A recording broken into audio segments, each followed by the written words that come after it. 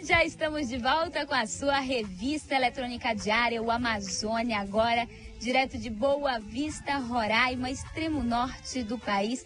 Mas claro, sempre levando para você informação de interesse para toda a nossa região. Então continue com a gente, porque hoje a nossa entrevista do dia está muito interessante. Tenho certeza que se de repente nesse momento você não esteja precisando dessas informações, mas um dia vai precisar.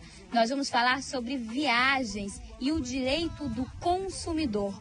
Por isso, aqui ao meu lado, eu estou com a Sabrina Tricot, ela que é coordenadora executiva do Procon Boa Vista. Boa tarde, Sabrina. Boa tarde a todos os telespectadores. Que bom tê-la aqui hoje com a gente.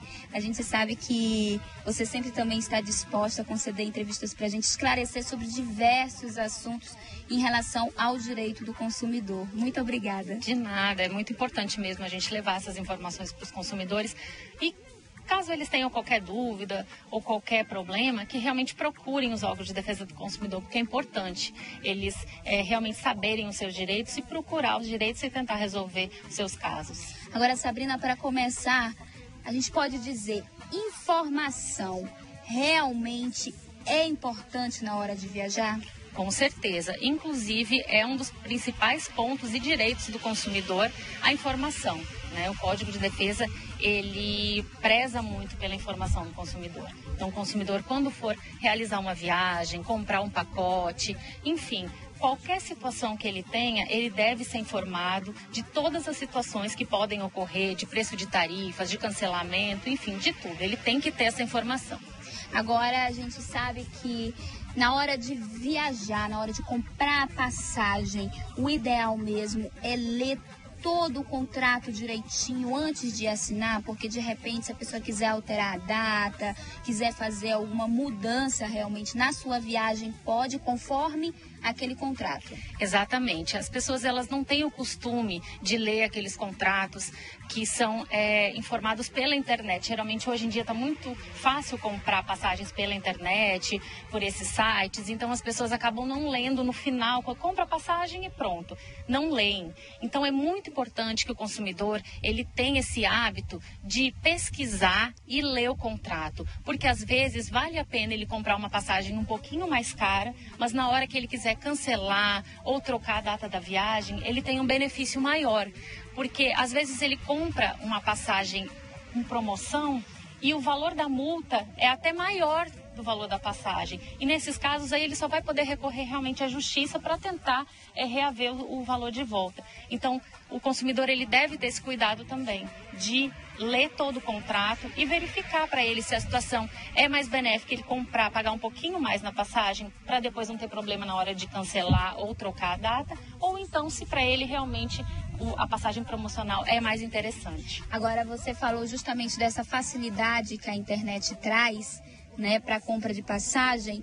Hoje em dia a gente pode dizer que realmente é mais seguro comprar diretamente da internet ou seria mais seguro comprar em uma agência? Na verdade, assim, o consumidor, ele deve ter o cuidado de comprar em sites confiáveis, né? E verificar se outras pessoas já compraram naquele site, se realmente esses sites são confiáveis, se as pessoas não tiveram problema. Hoje existem vários meios da gente consultar se essas empresas, esses sites, se eles são confiáveis ou não, se são sites que eles têm um poder de informação, enfim, de todas as situações que eles acabam informando para o consumidor, se isso realmente é verídico ou não, porque a gente sabe que existem muitos sites que aplicam golpes nos consumidores. Então, o consumidor tem que ter esse cuidado. E nas agências também é até uma forma do consumidor ele ter uma garantia um pouquinho maior, porque ele está ali, ele está com um atendente, ele está... E, na verdade, assim, o atendente ele vai também fazer uma compra pela internet, vai fazer toda essa movimentação pela internet. Então, acaba que das duas formas a internet é usada. Só que ali ele tem uma garantia maior, porque ali tanto a agência quanto a companhia aérea vão ser responsáveis. E no outro caso, somente a companhia aérea, né? Ou se ele estiver comprando num site de uma outra agência, aí sim, aí também a agência e a companhia. Viajar com crianças Como é que a gente pode dizer essa questão? É um cuidado a mais? É uma atenção especial? O que seria? Com certeza, tanto com crianças, com idosos, com pessoas que portem necessidades especiais, que tenham algum tipo de necessidade especial, sempre é importante verificar com a empresa como é o procedimento para essas crianças estarem viajando, os idosos viajando, as pessoas que têm necessidades. Por quê? Geralmente eles pedem que as empresas sejam informadas 48 horas antes do embarque sobre algum tipo de necessidade que essas pessoas têm.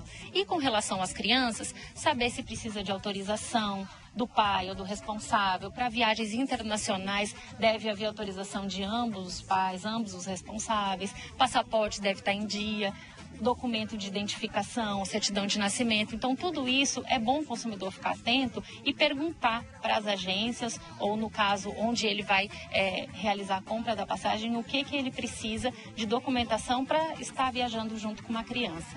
Agora, falando de viagens internacionais, se em algum momento, Sabrina, acontecer algum fato fora do país que a pessoa se sinta lesada, o que ela pode fazer para estar amenizando essa situação? Nesses casos, se a pessoa realizou a compra daquele pacote aqui no Brasil, o CDC ele é aplicado. Então, quando ela retornar para o Brasil, ela pode estar recorrendo aos seus direitos e, dependendo das situações, existem alguns órgãos na cidade ou no país onde a pessoa vai estar localizada que ela pode recorrer. Geralmente os consulados ou até mesmo as próprias agências brasileiras, algumas elas têm filiais fora do Brasil. Então, a pessoa pode estar recorrendo a esses órgãos para tentar amenizar essas situações que ocorram fora do Brasil, como um assalto, um roubo, ou então um cancelamento de algum voo, alguma coisa nesse sentido. E também o próprio aeroporto, eles podem estar indo naquelas, acho que tem uns guichês, que as pessoas também podem realizar esse tipo de informação, caso aconteça alguma coisa fora do nosso país. Agora você falou justamente de um ponto muito importante, o cancelamento de voos.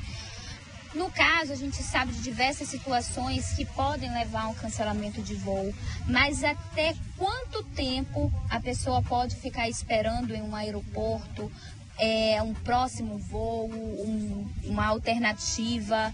Quanto tempo está dentro da lei que a pessoa possa ficar ali esperando? Na verdade, nós possuímos algumas situações.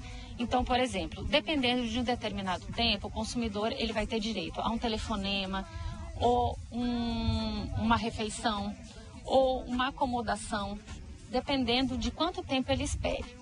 De qualquer forma, ele precisa, o que a companhia ela deve fazer? Ela deve recolocá-lo em algum outro voo da própria companhia ou de uma outra companhia, ou devolver o seu dinheiro de volta caso o voo não possa ser realizado, ou demore muito e a pessoa realmente não queira esperar. Geralmente é 1, 2 horas que a gente acaba orientando os consumidores que aguardem e esperem também uma orientação da companhia.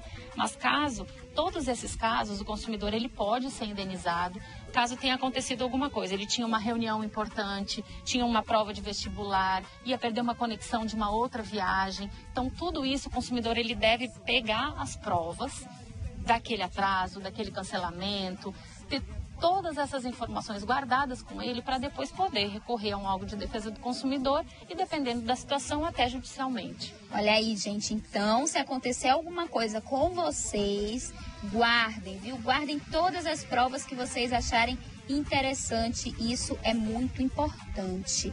Agora, Sabrina, em relação à bagagem, as malas, né? A gente escuta muitas histórias de malas que se perderam na viagem. O que essa pessoa pode estar fazendo?